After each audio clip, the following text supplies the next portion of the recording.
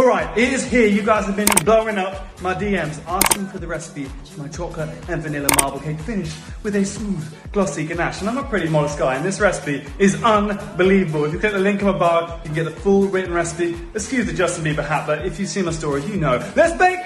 So we have got not one, but two cake batters to make for this marble cake. So I'm going to start with the vanilla, and I've got egg yolks and eggs going into the bowl of a stand mixer along with some sugar and vanilla, and we are going to whisk it up for about 3 to 4 minutes until it's nice and thick. And after that, we're going to stream in our double or our heavy cream, and again, just whisk it until it's combined. And next, take the bowl off the mixer and sieve in your dry ingredients. So I've got flour and baking powder. Always sieve it in because you know there's some kind of lump in your flour that you don't want in there. We're going to whisk that up until it is nice and smooth. And finally, drizzle in your melted unsalted butter. And you should be left with a nice, thick, gorgeous vanilla cake batter, just like that. And then we move on to the chocolate cake batter. Now this is exactly the same, the weights are a little bit different as the vanilla cake batter, so I'm not going to show you the whole process, but the only difference is we're going to add some cocoa powder in along with the flour, and then again we drizzle in our melted butter, and boom, chocolate cake batter, done. Now there's a secret to this rectangular cake, and it is a Pullman's loaf tin. This loaf tin has a lid on top, which means that as the cake bakes, it can't go anywhere, so it stays perfectly rectangular when it comes out.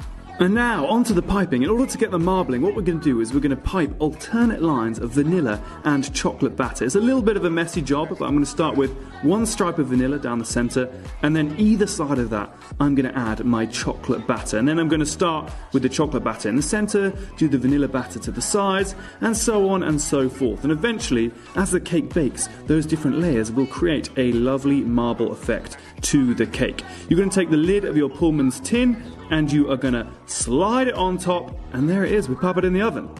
When it comes to baking the cake, that cake tin is pretty big, so it's going to take about 1 hour and 45 minutes at 165°C. But if you don't have that fancy tin and you're just making it like a loaf tin, I would recommend A, scaling the recipe down, and also B, cooking it for a little less time. A skewer should come out clean once it's done.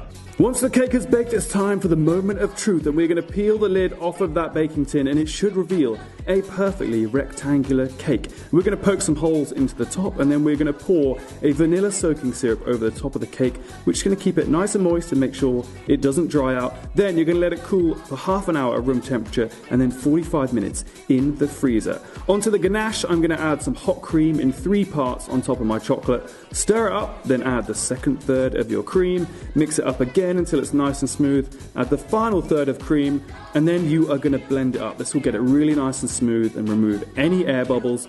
Take the chilled cake out of the freezer, and it's time for the money shot. We are going to pour the ganache all over that chilled cake, and because the cake is chilled, the ganache should set up really nicely and it shouldn't all drip everywhere. You're going to let it set for about 15 minutes once you pour the ganache on, and then add your hazelnuts and your hazelnut skins to decorate, and you are done. You have your stunning vanilla chocolate marble cake.